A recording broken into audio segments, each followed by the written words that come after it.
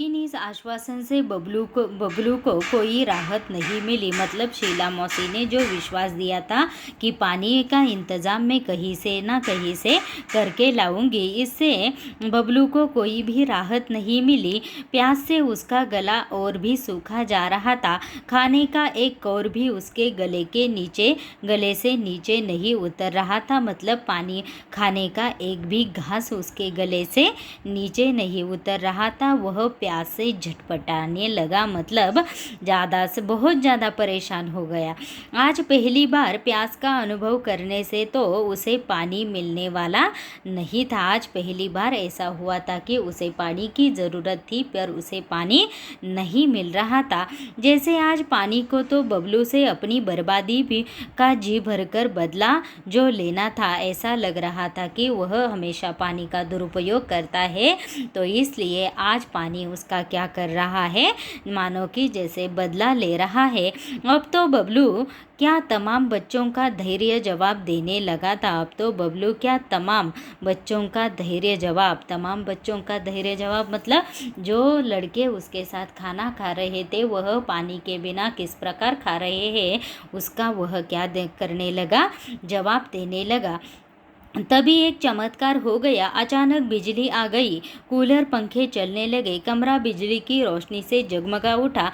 सभी बच्चे खुशी से चिल्ला उठे। तभी अचानक से एक चमत्कार हो गया। क्या चमत्कार हो गया कि अचानक से बिजली आ गई, कूलर और पंखे बिजली के कारण चलने लगे और पूरा कमरा क्या हो गया, बिजली की रोशनी से जगमगा उठा। तो सभी बच्चे खुशी से चिल्ला उठे और मगर बिजली आने भर से तो प्यास बुझने वाली नहीं थी। मगर वहाँ पर क्या हो गया था, बिजली तो आ गई थी परंतु बिजली आने से पानी नहीं मिलने वाला था। अंकल को भी अचानक कुछ याद हो आया। वे खुशी से बोल उठे, अरे बच्चों, मैं तो भूल ही गया था कि बड़े वाले पानी के कूलर में पानी भरा हुआ था। अंकल को भी अचानक से कुछ याद आ गया और वह बीच में ही बोले कि अरे बच्चों, मैं तो भूल ही गया कि बड़े वाले कूलर में मैंने पानी भरा हुआ रखा था।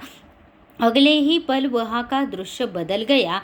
कमरा ठंडी हवा से भर उठा। मतलब बिजली के कारण क्या हो गया, कूलर और पंखे चलने लगे और पूरा कमरा ठंडी हवा से भर गया। बच्चे बड़े सब ठंडे पानी के साथ चटपटे भोजन का स्वाद लेने लगे। बबलू की तो बाछें खिल उठी। बाछें खिल उठना मतलब बहुत आनंदित होना। मुहावरा है, बाछें खिल उठना मतलब बहुत आनंदित होना।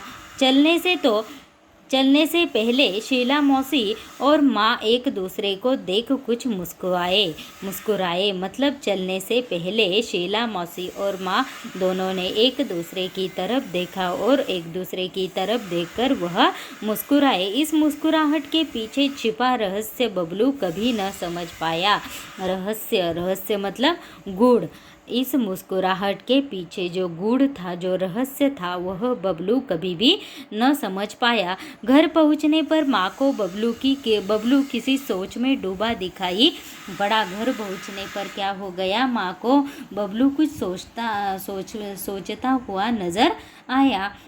बबलू कुछ नहीं बोला। शीला मौसी के यहाँ जो घटना हुई अब वह भी उसकी आंखों के आगे घूम रही थी। मतलब बबलू कुछ भी नहीं बोला परंतु बिजली और पानी के कारण शीला मौसी के यहाँ जो घटना हो गई थी वह उसके आंखों के सामने घूम रही थी। अपने आंगन की गौरैया की प्यास से खुली चोच, अपने आंगन की गौरैया की पास से खुली चोच, बाहर सड़क की नाली में जीभ निकाले हापता हुआ टॉमी, शीला मौसी के यहाँ प्यास से सूखता उसका गला, पंखा कूलर जरा देर के लिए बंद रहने पर बहता पसीना, बहुत कुछ नहीं। अब वह ऐसा कुछ भी नहीं करेगा। मतलब वहाँ पर जो बहुत सारा पानी और बिजली के कारण जो लोगों का हाल हुआ था, वह सारा हाल या वह सारा दृश्य बबलू के नज़रों के सामने से नहीं जा रहा था। और बबलू क्या कह रही थी, वो बहुत कुछ ऐसा भयानक हो गया है कि नहीं, अब वह ऐसा कुछ भी नहीं करेगा। मतलब आज से वह बिजली और पानी का दुरुपयोग नहीं करेगा। माँ, कल से मुझे आंगन में किसी बर्तन में पानी भरकर रखना है। माँ हंसकर बोली, तेरे कारण पानी बर्बाद होने से बचे तब न रखे। मतलब वह क्या कहने लगा कि माँ, कल से मैं क्या करना चाहता हूँ, आंगन में एक बर्तन में पानी भरकर रखना चाहता हूँ ताकि पंछी आकर उसे पी ले। तो माँ ने भी हंसकर बोला, तेरे कारण पानी बचे तो ही हम बाहर रख पाएंगे। तो माँ बोलती है, अब पानी की एक बूंद भी बर्बाद नहीं होगी।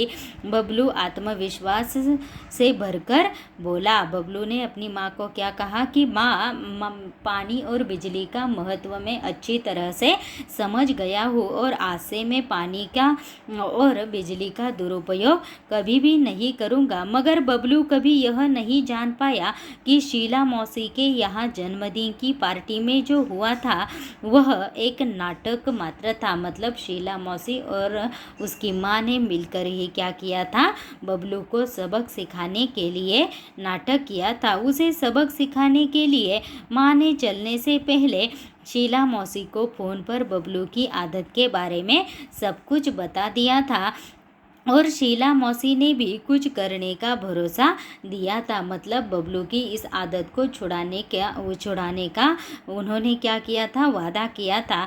उन्होंने यही नाटक किया जो कि पूरी तरह कामयाब रहा। वह नाटक क्या रहा, पूरी तरह सफल रहा। अब तो बबलू खुद भी अपने दोस्तों को समझाता है कि पानी और बिजली अनमोल है, इन्हें भविष्य के लिए बचाकर रखो। मतलब बबलू के बिजली और पानी का महत्व बबलू के अच्छी तरह से समझ में आ गया है और बबलू खुद भी बिजली और पानी का सदुपयोग करता है और अपने दोस्तों को भी उसका सदुपयोग करने के लिए कहता है और कहता है कि पानी और बिजली क्या है, अनमोल है, उसके भंडार सीमित है, इसलिए इन्हें भविष्य के लिए हमें हमेशा क्या करना चाहिए, बचा कर रखना चाहिए। Thank you.